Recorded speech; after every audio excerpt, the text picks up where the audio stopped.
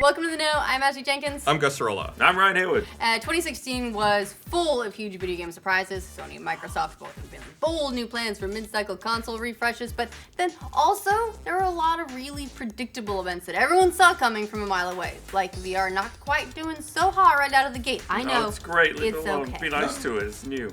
2017 promises to be just as eventful. So we've read the tarot cards, shook up the 8 balls, and consulted all of our uncles who work at Nintendo to put together a list of 2017 predictions for the video game industry. So where are the 8 balls? We've got, there's one right, it's right there. No, that's the point. All right, here you go. First up, we came into 2016 with No Man's Sky at the top of the list of the most anticipated games, and leave 2016 with all of those dreams of the perfect open world space exploration sim totally in ruins. We just can't leave this game alone. Hello Games has already released one massive update that starts to turn things back in the right direction for No Man's Sky. Is it possible for them to actually win back their audience and turn it into the game that people always wanted? Very doubtful, it says. Oh, it does say very doubtful. Look at that. These kinds of things are always tricky. Different developers have tried it recently with different results. Evolve in The Division, for instance, made recent attempts to appeal to old players that saw momentary spikes in their player bases, but not enough to make a long-term difference. No Man's Sky has jumped up to close to 2,000 concurrent players on average, which is about, well, 10 times what it was doing before the update, but still way off of the $200,000 they were doing at launch. $200,000 they were doing at launch. 200,000 players they were doing at launch. If they just like, no warning, dropped a multiplayer update, I think that could make all the difference. No. They need better warning. They need better communication. That's the problem going on. It is the They problem. did have a great patch to fix a lot of things, but it came out of nowhere. It's just radio silence. You don't know that they're working on anything or what their priorities And are. then you do base building and survival. Do they understand where the problems are and what they should be prioritizing to fix? We don't know. Yeah. And I like this game. It is true that they were working on this update for months, but no one heard anything from them. And so it basically just looked like they were all sitting around spending their money. Another game franchise that will look to reinvent itself in 2017, maybe possibly, will be Call of Duty. Next year's title will be developed by Sledgehammer Games, with rumors that it will be actually returning to the Vietnam War. So from space, back to the past. That's such a great war. People love that one. Yeah, after this year's you disasters. say that about World War, you could say that about World War I That's too. true. World War I was pretty horrifically horrific. bloody. It was a nightmare, and everyone's super When are excited we to going to play get it. Call of Duty Civil War? After this year's disastrous news cycle surrounding Infinite Warfare and the major success of Battlefield 1, we'll probably see Call of Duty trying to make a similar return to more realistic roots. I would like, going back to what you said about the Civil War, it'd be interesting if you start in a map, you're just lined up with a bunch of other players, you can shoot once, and it takes 2 minutes to reload.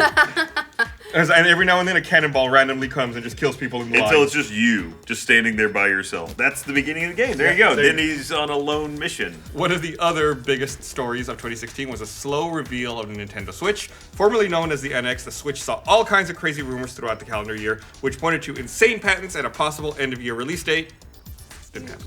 Yeah, Nintendo has since revealed at least part of the system ahead of their even bigger reveal scheduled for early next year. The big question for 2017 is whether or not the Switch's new take on consoles is going to catch on with gamers and the general public. Is it going to flop? Is it going to be a hit? Yeah, a lot of people are also talking about the Switch's power and whether or not that matters for a portable game system. In the industry, opinions are split as well. Industry executives like Sony's Shuhei Yoshida think it could appeal to a whole new demographic. Yeah, analysts on the other hand think it's going head-to-head with another platform or device that's already won the market, mobile. I mean, that being said, Nintendo has a great history with mobile devices, the 3DS, the DS. Arguably, they do those better than consoles. Right, so Absolutely. the concern I would see here is the cannibalization. They're combining their two platforms into one. Yeah, at the moment they say that they're not replacing the 3DS with a Switch, but I do think it's just a matter of time. I like the idea of being able to play a game sitting on the couch and then take it with me. It will save me a lot of effort from sitting on the couch playing my 3DS on a tiny ass screen when there's a big TV right in front of me. What does the 8 ball say on this one? It's playing it real close to the vest. Better not tell you now. That's not what you exist The for, 8 information's ball. out there, but the 8 ball's not going to tell us. But no, again, I say that they're dumping the console in favor of handheld, but that's not a criticism. They've done the handhelds very well. They can optimize games. They've recognized that their target game style works on a lower quality hardware, and they're going to focus on that. That's a good step for them. They've identified where their strengths are, and they're going to try and play to them. And coming from Ryan, that means a lot. Yep.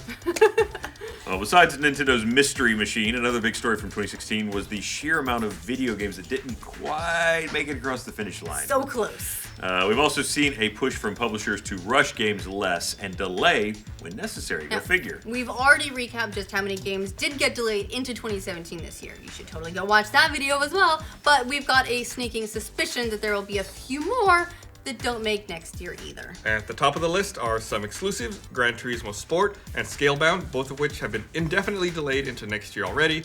There's also concerns about Sony's Days Gone, which was mentioned for early 2017 at one point, but was totally absent from PSX.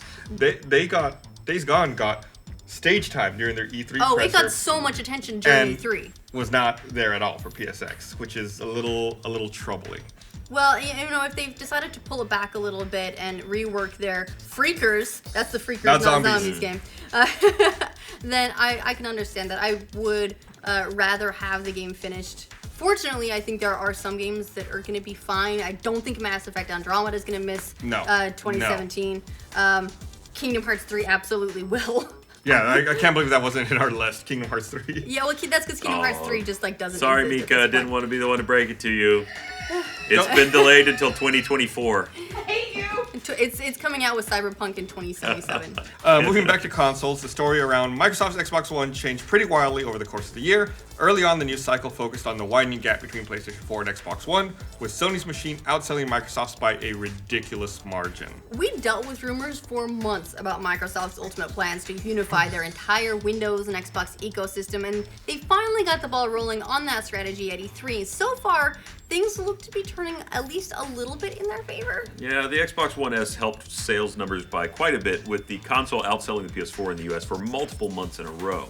With Microsoft's new approach to unified gaming across Xbox and PC, the Xbox One S providing a decent competitor to the PS4 Pro in terms of 4K and HDR features and price, and Scorpio providing kind of a competitor next year in terms of power, we might be looking at a 2017 comeback for Microsoft. Is the gap too great to be overcome Oh at yeah, this point? absolutely. Pretty I insurmountable. don't think there's any way that Xbox could now outsell PS4 for the entire generation. I just don't think that's in the cards. I think that at best, Microsoft can recover their momentum and compete on an equal playing field. The whole unified concept is a great idea. They're going to be hampered by the fact that it's tied to their own store on Windows platforms rather than into Steam, which is still sort of the juggernaut there. So, If they had launched the Xbox One with the unified platform and with the Xbox 360 backwards compatibility, it would be a totally different playing field. it really would. I can't believe that they didn't launch and then they added it in years later. It seems like they dropped the ball big time on that stuff. I'm also not sure if Microsoft has enough exclusives in 2017 to really make up the difference. Crackdown 3 sounds great. Halo Wars 2, yeah, like the 5 people that really loved Halo Wars are into it. 2 of them right here on the couch. Scalebound could be cool, but we haven't seen much about it since it was announced. They put some trailers out and then zip it. And then there's things that I'm very concerned about, like Sea of Thieves, which I was very excited about when all I'd seen was a sliver of gameplay, and then when they came to E3 and they're like, here's the game, we can answer no questions, it's multiplayer, and you have to have friends in order to sail your ship. It suddenly got a lot less interesting because I don't want to play with you guys. I played it for about 10 minutes. It seemed fun, but I don't have friends. There you go. We shall see. So, fingers crossed. We all knew that analysts were wrong about some things. They've been wrong when they predicted some really amazing early success for VR as a gaming platform, for one. But sales estimates seem to be way lower than any of us thought was possible. This was supposed to be the golden child of the era. VR has been slow to pick up, but there are enough new players in the game that it might start finding its footing beyond tech demos and early adopters in 2017. Yeah, we expect next year to start to see some of the first system sellers and AAA level VR games. Resident Evil 7 is going to be a strong contender for PSVR, which is probably where we'll see most of the exclusives to start, thanks to the backing of Sony. And we'll also see an expansion into more types of experiences outside of gaming too. VR's slow start has mostly been because gamers haven't hopped on board, but mobile users are buying in, and a lot of people are seeing it for social as well. What do you guys think? I think what the problem is right now is that we haven't found the appropriate game type for VR. We don't know what the experience should be, so we're just kind of like retrofitting gameplay experiences that we know currently into VR. that's not always compelling. It doesn't always work. And I think Yeah. we're starting to see some early steps, some new innovation. It's going to take a while to figure out like really what the best use is for it. What's your favorite use, like revolutionary use of VR so far? I don't think it's happened yet, but I think ultimately it's going to be communication. It's going to be something mundane. Like you need to get it into people's everyday life. Where it's not like I'm going to put on VR and play a game. It's going to be I'm going to put on VR and take this conference call. Which, I mean, things like AltSpace VR and even Rec Room to some degree are getting close. Like some of that is coming to be where even the small details that help with that are just characters that appear, and using the microphone built into the headsets will sort of match move your mouth on the character in game. So it looks like you're talking to someone vaguely human-esque, but not anywhere in that uncanny valley area. So No Tarkins. yeah.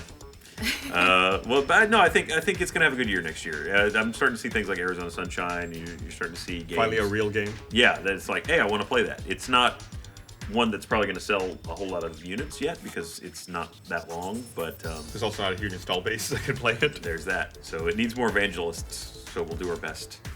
I guess that does it for a list of 2017 video game predictions. You'll just have to tune in for the next year to see how right or wrong we were. What do you think, 8 Ball? What does it say?